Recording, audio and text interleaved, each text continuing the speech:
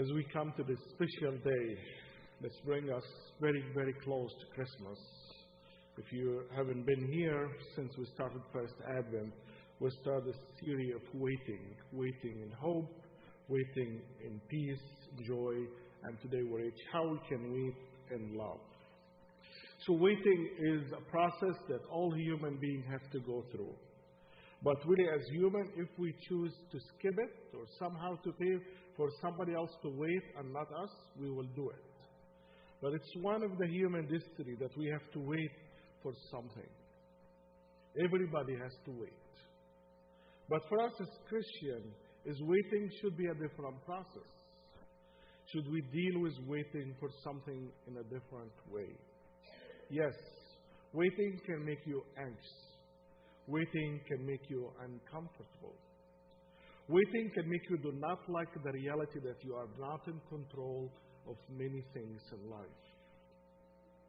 But maybe all the things that we draw as a negative image of waiting, maybe this is the criteria that God wants us to force us to learn about.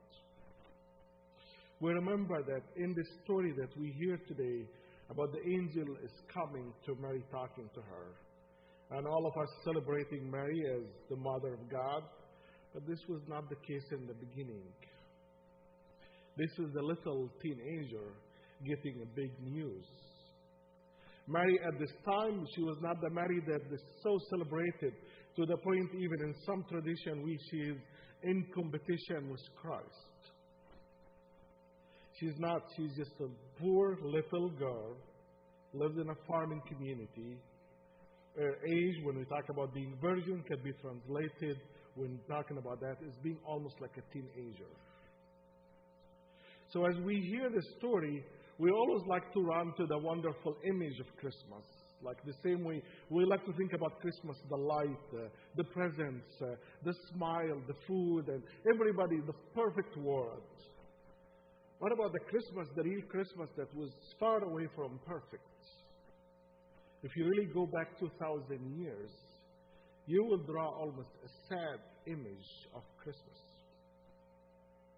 When you talk about Christ being saved, do not forget there were thousands of children that were killed.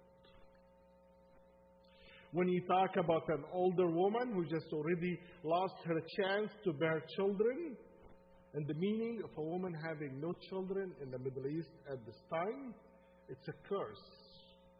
It's God's punishment. And we see a man whose his job is as a priest. He go and preach in a synagogue every day and teach people about hope and faith. And he himself lost faith. We're talking about Elizabeth. We're talking about Zechariah. We're talking about Christ, the child, that he was lucky to be saved. But there are many children could not say that. As Virgin Mary, she will celebrate that the Lord saved my child. I think thousands of mothers could not say the same. And I think if the Bible is really trying to make us live in the la-la land or live in a perfect world, he should really do not tell us all these bad stories. They are so depressing. Why should I read about? I see all horrible stories on the news. Why, when I open the Bible, I want to hear about the children who were massacred? Why do I need that? And if we believe that everything written in the Bible for a reason to teach us, to make us uncomfortable sometimes on purpose, to hold this mirror against us, to see us, yes, there is beauty in the world and there is ugliness. There is a way to make peace, but there is more rooms for war as we see around us. So Christmas is not an opportunity for us to run from the ugliness that we see in the world. It could be far away, we see it on TV. It could be in our nation. It could be in our neighborhood. It could be in our own families. And none of us like to face it. None of us like to deal with the evil, the ugliness, the things that really make us all uncomfortable. But maybe this is the story of Christmas, to remind us about this little girl, powerless girl. She's a girl. She belongs to a family of farmers in a poor, yes, she belonged to David, but really, financially, social status, she was in the law, in the system there. But God was reaching out to her. As you see this wonderful story, I'm not going to debate. There is a lot of things about what really happened and a lot of kind of like argument that can go beyond the text. But I'm going to focus on this little, I'm not going to talk about Saint Mary that we see it all over. All the churches have Saint Marys all over, and half of the world named Mary after Mary and all. No. We're talking about the moment 2,000 years when this lady, this little teenager, has no power. Nobody cared about her. Nobody knows what's going to be her future. So I need to go to take a trip with me to the Middle East 2,000 years when this girl is facing this mysterious being is appearing to her and saying, hello, you are the favored one. And I'm the Gabriel. Yeah, we see today, we make movies about it, we do good things. But imagine what will happen to you if you are a teenager living in this context and you see this mysterious being is appearing to you. How is going to be your reaction? Are you going to be welcome? What do you like to drink? You're going to be terrified. You have no idea. I heard about these stories, about these great angels appears, but not to me. They appear to the big guys, to the holy guys. They appear to men. And I am a woman. I'm not even a woman. I'm a teenager. So just put yourself in her shoes and understand all the story that's really just a very messy story, cannot go together. But maybe this is part of what we call mystery. That not everything all the times has to be rationalized or proven to be scientifically right, which I like myself. But sometimes God challenge me to say sometimes, not everything has to go through the rulers of the rational and science. In this story, if you do not have room for mystery, you will have a hard time, as I did when I was reading and trying to prepare something for you. But maybe this is the challenge, to say, human, you create rules, you create orders, hopefully to make your life less messy. I create an order as God, but I am the creator. I can create chaos to order and order to chaos. I can play with it whatever I want.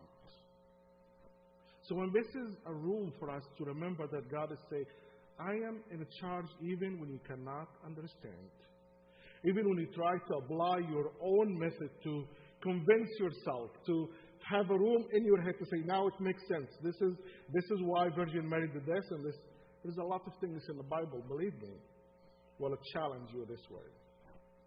And again, I am personally a fan of critical thinking and science and all of that. But as far as we use this method to try to justify things, maybe the Lord is reminding us, as far as you use all the tools in your hand, you are not the creator. You are not the one in charge. Even any tools that makes you somehow powerful, even some tools that make you somehow satisfied, but remember that you are not the creator. There is a creator of all the method that we have. We call it rational, logic, science, whatever. All these are gifts from God. They are not above God. As we see this girl is really coming and just wondering, and as the angel greeted her, he greeted her with two wonderful things. He did not tell, hey girl, I have a mission for you. He did not start with a mission at all. He did not tell her, here is the task that I want you to do. Which I see it is a very wonderful psychological approach for this little terrified child in front of him. He told her, the news that I'm giving to you before we talk about anything, before we have a deal, that you are favored in God's eyes. Hopefully that can make you a little bit calm down. And he said, God is with you. That was the big statement before he said, what is your mission? What is your task? And how many times we do that with people, huh? When do we get them into the church? The next day, here is your assignment. We want you to do this or that. We didn't even have time to know them. We didn't even have time to get to know them as human and get engaged.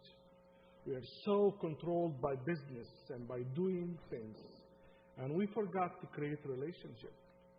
We forgot to know who we are. We forgot to ask seriously about how are you feeling and how are you doing. It's become more mechanical things more than really, do we really mean it when we say it? Do we really think about, do I have moments before even I tell you how I'm doing? You are running out of the door. You're not even waiting to hear how I'm doing. And we all this way. Because the culture, the society, the move around us is pushing us to do a lot of things mechanically and not really thinking about, do we really care about, to know about each other? This angel was very smart and wise to approach this little girl by not telling her that I have a mission for you. Telling her, I have a good news for you. That's more important. You are loved. God sees you. If God loves you, that means He's watching over you.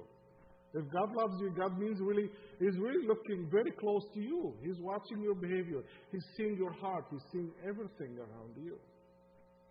And that's the big thing about God, is really cares about us as human. He cares about our life. He does not only care about our products. How much are we achieving in life? How hard worker we are. God looks at big things in your heart that nobody else can see. As you see, this angel is telling her, you are favored and God with you. That's what I want you to hear. Anything else will come after that. What is the reaction? The normal way is like, okay, you're comforting this little teenagers. She should be happy. She should be dancing. She's not. The reaction, actually, she was more afraid. She was so terrified. And the answer for her is, do not be afraid.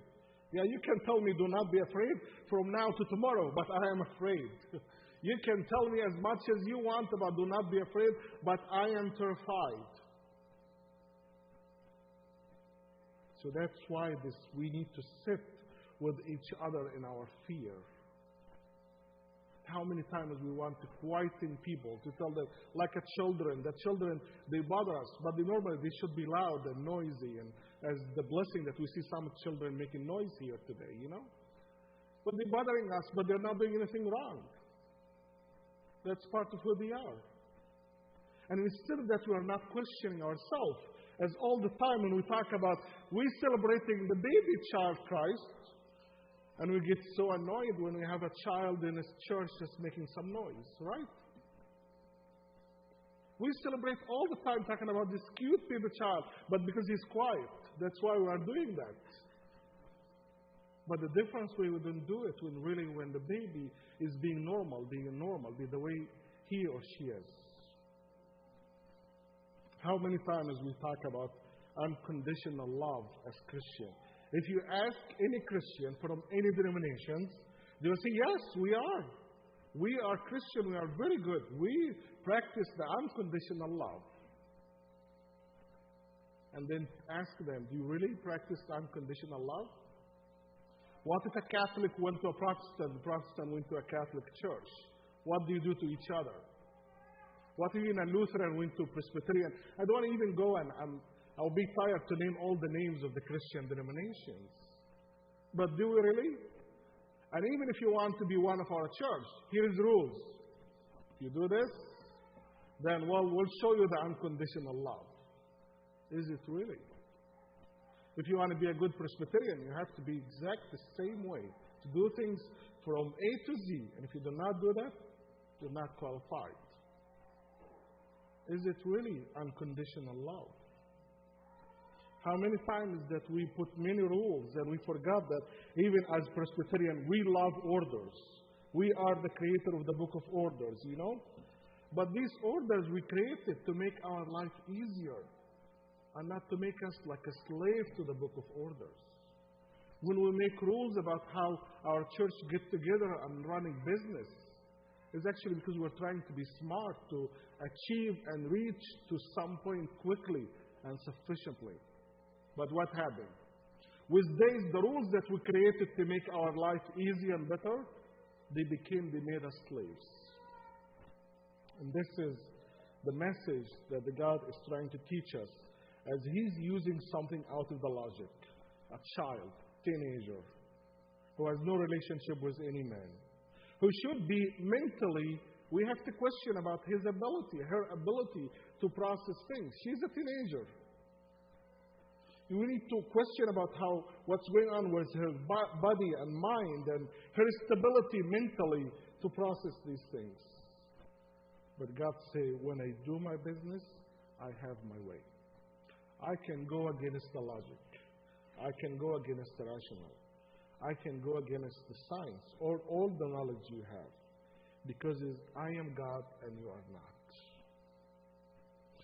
So we seems God is violating all the rules, but really He contains a very good rules. As we see, there is actually a rational discussion in the conversation. As I sound like God is saying, guys, I did not care about your science, I did not care about your mind, I did not care. In the same sentence, in the same text, we see a rational discussion. This young lady, she is really making a very good discussion. She is afraid. She is terrified. But in the middle of her fear, she was able to raise her voice. She was able to have a very, very good question.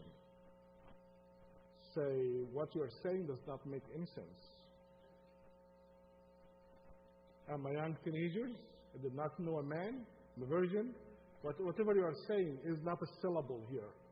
That if she puts it really in a modern language that we're using. So even in the middle of her own fear, in the middle of her being overwhelmed by a lot of things is flying in the room, and I feel so bad for these little teenagers in the room. But she was able to say, my mind is still working. And this is a good point that I like to think that God always respects our minds. If God gave us the top part of our body that we call head, because that's mean actually respect it. A lot of us feel like we should, like when we come to the church, we should just leave this part outside of the sanctuary. I don't think that's what God cares about. If He created me as a whole, He's celebrating me as a whole. And in the top of my being that you see is something called a head. And this head has a machine that processes. And when you ask a question, sometimes it's answered and sometimes it's paralyzed by these questions. So if God gave me this equipment, why do I put it in the garage? Why do I feel like every time we use it in a good and healthy way, we feel that it's against our faith? It's not. The Bible is full of questions. The Bible is full of many things, and God has a room for that. God has a room for this wonderful teenager to have a voice, to raise her voice, to have a very good question about how this should happen. This is out of the practice. There is nothing out of my knowledge as a human. The discussion between the angel and Mary was a wonderful message to say, yes, God His own way to make whatever He wants. But at the same time, He respects what we have. He respects our science. He respects our knowledge, our rationale. And He has room when we sit down and discuss with Him and talk like good friends, ideas to ideas and thought to thought. God has room for that. He did not shush Mary when she asked the question. He listened to her. He respected her. He even gave her clues about what's happened. I know that's not making any sense to you, but here's the good news. This son is going to have really a wonderful future. Sad, he's going to have a very bad one. Part of that is going to be crucified.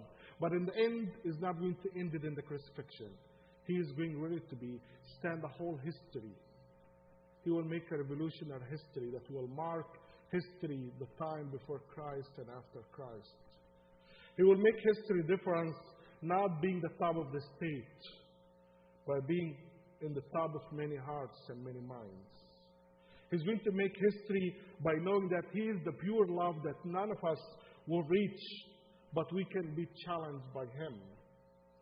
He's the one that shows human that they are really part of God's love, truly unconditional love, for now and forever. He's the one that shows us that when you believe in something and you are honest, you can put your life on the line because you believe in it. He's the one who showed us that even death has a way out of it, which we call resurrection. He's the one going to make a big revolution in the whole human history by knowing that human, you should stop killing each other. There is a way to live. You can love your neighbors. You can try to negotiate with your enemy. You can try to find a way instead of killing, to live together. And even not only to live together, to prosper together, to make a better future together for your children. This is the spirit of Christmas that I would like to believe in and I like to have with me and for all of you. The spirit that tells me if you are in despair, there is hope. The spirit that tells me while our horrible world goes through a lot of killing and war and have no idea about peace, the Lord is telling me that true peace can come within your heart. The spirit of the Christmas that's telling me as many times as you try to own things and control things to bring joy to yourself and found out it was not true joy. I tell you, you can be joyful and rejoice in the little you have, and even when you almost have nothing. I can make you satisfied by the little things you have in your life. At the same time, when you come to the idea of love, there is a lot of fake love in this world. This is a word that's overused and overabused. But I tell you, the true love is when you love somebody else, you give yourself the greatest gift in your life. And I pray that the spirit of Christmas to be with us from now and forever. Amen.